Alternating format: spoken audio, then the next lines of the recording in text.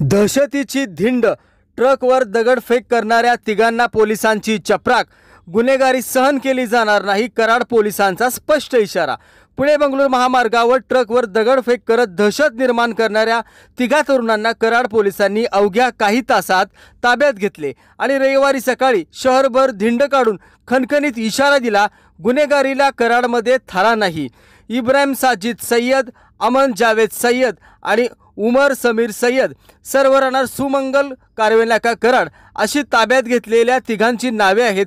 या तिघांनी शुक्रवारी रात्री कोल्हापूर नाका परिसरात मद्यधुंद अवस्थेत ट्रक थांबवून चालकाला शिवीगाळ करत ट्रकच्या काचा दगडफेक करून फोडल्या। या घटनेमुळे महामार्गावरील वाहतूक काही काळ विस्कळीत झाली होती। घटनेची माहिती मिळताच वरिष्ठ पोलीस निरीक्षक राजू तहसीलदार यांच्या मार्गदर्शनाखाली सहाय्यक पोलीस निरीक्षक अशोक भापकर यांच्या पथकाने शोध मोहीम राबवत संशयितांना ताब्यात घेतले आणि रविवारी सकाळी कराड शहरात यांची धिंड काढण्यात आली। समाजात दहशत पसरवणाऱ्यांना जनतेसमोर आणले। ही धिंड पाहण्यासाठी नागरिकांनी गर्दी केली होती।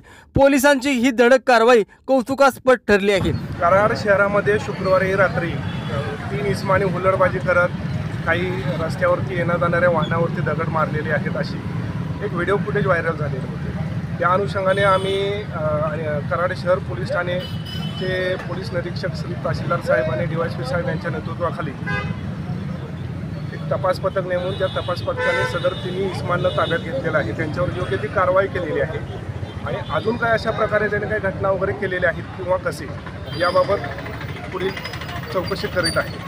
त्यांनी त्या दिवशी केलेल्या सर्व प्रकाराबाबत प्रत्येक घटनास्थळी जाऊन आम्ही भेट देऊ सदर ठिकाणी असणाऱ्या व्यावसायिक असो किंवा वाहन चालक मालक असो यांच्याकडून आम्ही माहिती घेत आहे काही अनुचित प्रकार घडलेला आहे किंवा कसे आहे त्या अनुषंगाने पुढची आणि कारवाई होणार आहे।